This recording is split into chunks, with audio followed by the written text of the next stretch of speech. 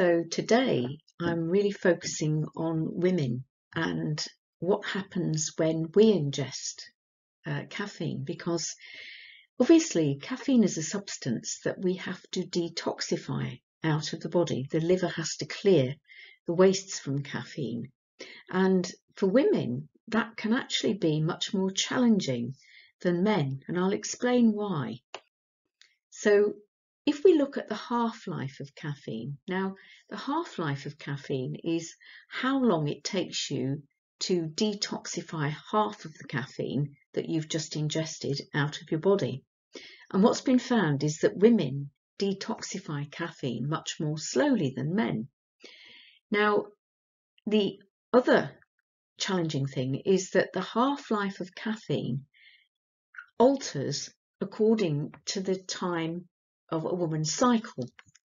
And so as she's leading up to ovulation, the follicular phase, it takes her only 5.5 hours. Now, if you think then it's going to take 11 hours to actually detoxify all of the caffeine that's been ingested, 1 cup of caffeine, whatever, will actually do you a day, more or less when you're awake.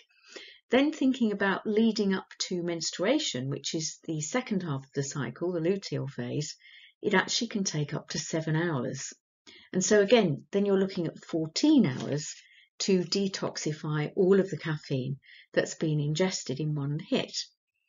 Now, the difficulty is that with the birth control pill, because your liver is also detoxifying the ingredients of the birth control pill, then that caffeine detox can take even longer. Now, if you can imagine then, if a woman takes in a second or a third caffeinated beverage, she's in all likelihood still detoxifying the first one that she took earlier on in the day, which means that that one will hit the nervous system and other organs far more strongly than the first one did. So just taking a quick look at a study that was done between men and women and the effects of caffeine, what they found was that where men's temperature lowered, women's body temperature raised. They also reported they felt sleepy, tired and disorganized, and that their cognitive performance reduced. They could not think as clearly.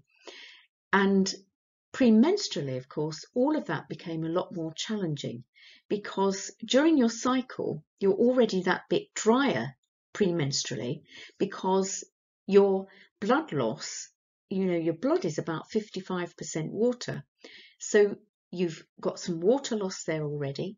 Then if you think about the caffeine dehydrating more because it's a diuretic, then we're going to be a whole lot drier just before a cycle.